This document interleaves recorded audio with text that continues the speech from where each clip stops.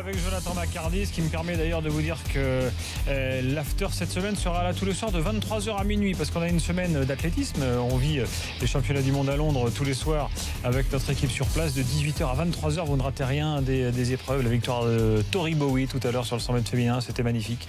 Un des grands moments du soir. La deuxième place de l'Ivoirienne. Exactement. Marie-Josée Talou. Qui est arrivée deuxième. Pierre-Ambroise Boss qualifié pour la finale du 800 quatrième, 2 fois au JO. Ouais. Ivoirienne l'an dernier. Exactement. L'athlé, moi je me régale avec l'athlé. Bon, c'est ton truc, on le sait. Moi je kiffe. J'aime courir. Exactement. Lui, c'est ce qu'il me dit tout à l'heure. Il me dit, mais toi tu fais un magazine, j'aime courir. Pourquoi on ferait pas un magazine, j'aime me bastonner? Bien sûr. Les bonnes idées de Jonathan. Et bien sûr. Premier invité Yannick. Tu sais que le groupe SFR a quand même, bravo, parce que le groupe SFR a diffusé hier le combat de Lomachenko, qui est la nouvelle superstar de la boxe. Et juste, même si vous n'aimez pas la boxe, regardez Lomachenko combattre une fois, c'est extraordinaire. Je reviens au football, où parfois on se bastonne aussi, il faut dire la vérité. Donc 23h minuit cette semaine, tous les soirs dans l'after. Juste l'échange entre Ranieri et Bielsa, vous savez, quand ils se sont parlé au début, on m'envoie ça sur le Twitter, sur l'hashtag RMC Live, juste avant le début du match. Alors donc, il y a eu lecture labiale. Bielsa dit à Ranieri, tu es un exemple pour nous tous. Et là, Ranieri lui dit, non, c'est toi l'exemple. Et là, Bielsa lui dit, non, c'est toi l'exemple. Et je dis la vérité, ne crois pas que je ne le pense pas, dit Bielsa à Ranieri. Voilà, donc échange d'amabilité. Écoute, avant, quand tu avais Lille-Nantes, c'était Antonetti contre Girard. Maintenant, c'est quand même Bielsa contre. C'est pas toi l'exemple, hein. C'est quand même pas mal. C'est pas un exemple, toi. Il fait des doigts d'honneur. C'est toi qui n'es pas un exemple. Ouais. C'est toi qui n'as pas un doigt d'honneur. On est quand même passé dans une autre dimension. Allez, Mercato, jingle Mercato. Ah, le pognon.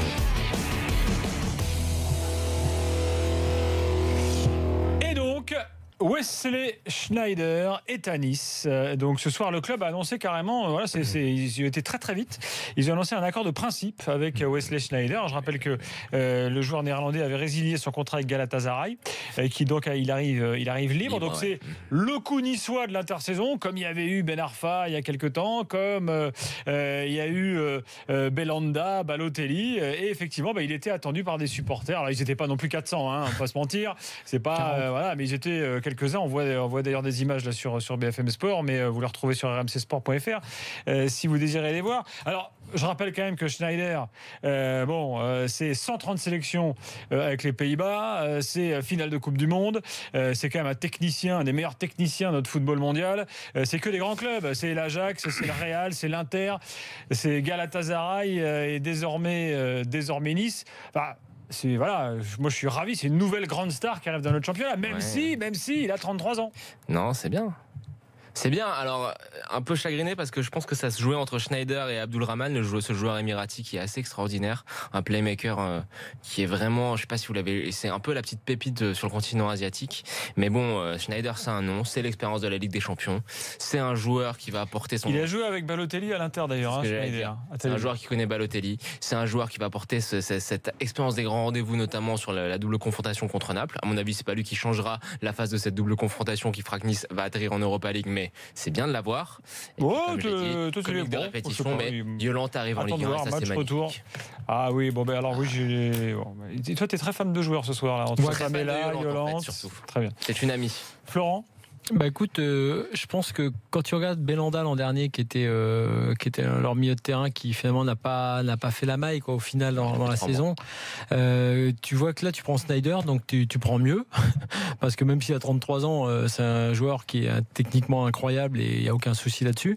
Donc tu bonifies l'équipe, tu fais un coup encore, quand même le faire River ces dernières saisons, et donc c'est bien pour la Ligue 1.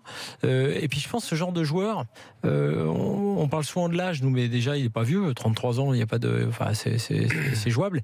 Je veux dire, il n'est pas en train de construire sa carrière, il va pas, c'est clair. Non, c'est un super joueur, c'est une bonne idée, c'est une très bonne idée, je pense. Je pense que tu vois, Balotelli doit se réjouir, Pléa, tous les attaquants doivent se réjouir aussi. Alors, il y a quelque chose qui est génial avec Schneider, c'est que c'est le genre de joueur qui n'a pas besoin d'avoir une condition physique et de courir dans tous les sens pour être bon. Il peut faire parler sur sa qualité de passe, sur son jeu long. Mais le problème, le seul petit bémol, pour reprendre tes termes, que je mettrais, c'est que dans le système et la philosophie de jeu de Favre, tous les joueurs doivent courir. Tous les joueurs doivent avoir une certaine débauche d'énergie. Et on va voir ce que ça va donner. J'espère qu'il arrive en forme. Voilà.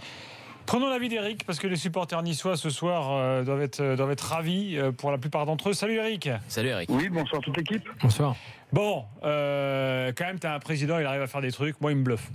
Il est bluffant parce qu'en fait, il arrive à concilier le côté marketing, commercial et sportif. Parce qu'à chaque fois qu'il fait Ben Arfa, on va le chercher, personne n'y croit, puis sportivement, c'est une réussite. Balotelli, pareil, là, il va chercher Schneider qui a tout à gagner avec la Coupe du Monde. Comme vous avez dit, 33 ans, il n'est pas non plus cramé. Donc, je pense que c'est un très bon coup, aussi bien commercial que sportif. Et il pourrait peut-être encore y avoir d'autres recrues à Nice. Hein. Alors, c'est ce qui se dit. Saint-Maximin. Que demain, ça peut être encore notre 31 août à nous. C'est Saint-Maximin entre autres. Pas mal. Si c'est ça, c'est pas mal. Et un défenseur arrière-gauche aussi. Bon, donc Nice sur enfant. Le match de Naples, il est dans 10 jours, hein, donc il y a le temps. Je voulais savoir si on gagne Naples, est-ce qu'Arnaud Souk, il manque une girafe? Ah bah oui, alors tu sais qu'on a quelques rats en souffrance. Eric Dimeco nous doit un rat, Jérôme Bretagne nous doit un rat, Daniel Riolo nous doit un rat pour différentes raisons, donc pourquoi pas Arnaud Souk. On va organiser tout ça. Pourquoi il a dit quoi Arnaud Souk? Que si Nice se qualifie en Ligue des Champions. Arnaud, il a dit avant le match retour contre l'Ajax, il a dit si Nice se qualifie en phase de poule de Ligue des Champions, je mange un rat. Mais moi je pense que il n'y a pas un écart si énorme que tu le supposes entre Naples et Nice. Ah bah Naples, on verra. c'est l'équipe qui jouait le plus beau football en Europe la Très saison bien. dernière. Tu es en début de saison, tu sais très bien que les Italiens ils reprennent le match plus tard. Tu as le match retour à Nice. Okay. Je te donne un détail. Je sais pas, tu as Schneider qui arrive, tu as Balotelli qui va revenir. Je vais te donner un détail que tu as peut-être oublié pendant tes vacances, c'est que le Napoli, en vue de cette préparation de ce barrage de Ligue des Champions, tous les joueurs ont demandé d'eux-mêmes de reprendre plus tôt. Eric, t'es plutôt résigné comme Jonathan ou t'as de l'espoir comme moi? Nous, c'est tout gagnant. Au pire, on joue la Ligue des Champions. Oui, c'est vrai, après tout. Bah là, mais non, si tu élimines Naples, c'est fantastique. Attends, la Ligue des Champions, là, Eric. On va cracher sur Naples. En plus, c'est un club que j'aime pas trop en Italie, Naples. Donc, c'est le Marseille italien, Naples. Donc, non, le Marseille italien, c'est la Samp. Ça, c'est les clichés. Le club avec qui l'OM est jumelé, c'est la Sampdoria. Marseille est jumelé. Non, mais même je vais te dire. Non, mais les supporters marseillais, ils adorent Naples. Alors, non, petit cours de supporterisme. Le Napoli est un club ennemi de l'OM parce que le Napoli est jumelé avec le Genoa et l'Olympique de Marseille est jumelé avec la. Mais ça dit dans le rapport que Naples, là où il a raison, dans le rapport que Naples en Italie avec les clubs du Nord et comme Marseille avec. Ah oui, les Marseillais, ils adorent Naples. Quand tu es Marseillais, des ultras. C'est important. Toi, tu parles des ultras, nous, on parle de l'ensemble de la base. Ils sont avec la Samp, arrêtez des conneries, pas que le Genoa. Ils sont avec la Samp. Oui, c'est ce que je te dis. Le Napoli, le club ami, c'est le Genoa. Je tiens à signaler que c'est l'After qui avait surnommé le match Marseille-Naples de Ligue des Champions le Poubellico. Et nous étions assez contents de cette blague qui avait fait rire à Marseille. Ça aurait pu être avec les clubs de Nicolas aussi. C'est vrai. Ouais. Eric, écoute. Non, je pense que c'est une vraie réussite à Schneider et que c'est pas fini. Voilà. Je pense qu'on va avoir une belle surprise encore d'ici demain soir parce que c'est demain la dernière date limite pour donner le groupe pour Naples. Oui, c'est vrai. Et donc je pense que demain ça va encore s'activer. Et quand je dis ironiquement c'est notre 31 août à nous demain, parce que quelque part c'est là où ça va se jouer un petit peu l'avenir en Coupe d'Europe, savoir si on risque de jouer une Europa League ou une Champions League en fonction de ce qu'on peut encore faire, quoi. Merci Eric, bonne soirée. Et bon courage. Salut Eric, à bientôt. Alors voilà pour Schneider, donc il doit encore passer sa visite médicale. J'espère qu'il n'y aura pas de mauvaise surprise. Des fois ça peut arriver. Espérons que tout aille bien pour Nice, pour Schneider, visite médicale demain. Demain soir, on aura dans l'intégral foot entre 16h et 18h, Philippe Auclair sera là. Il est de retour, Philippe Auclair. Fred Hermel reviendra quelques jours plus tard, la semaine prochaine, parce qu'on me pose des questions sur Twitter. Hermel, il revient quand pour nous parler de Neymar et tout? Vous en faites pas. Dans une petite semaine, Fred Hermel revient de ses vacances. Il a besoin de rechercher les accus. Il y a toujours des saisons lourdes en Espagne à gérer. Donc Fred, il faut qu'il recharge et il revient.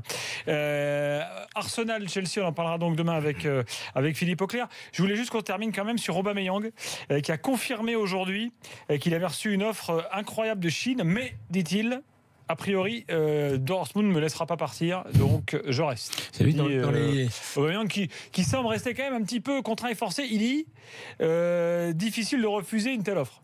Ah ouais. Et il y a dans les 10 plus gros salaires à l'heure actuelle au monde, il y en a 6 quand même maintenant en Chine. En Chine, ouais. C'est quand même incroyable puisqu'on a vu ces stats-là au moment du transfert de Neymar.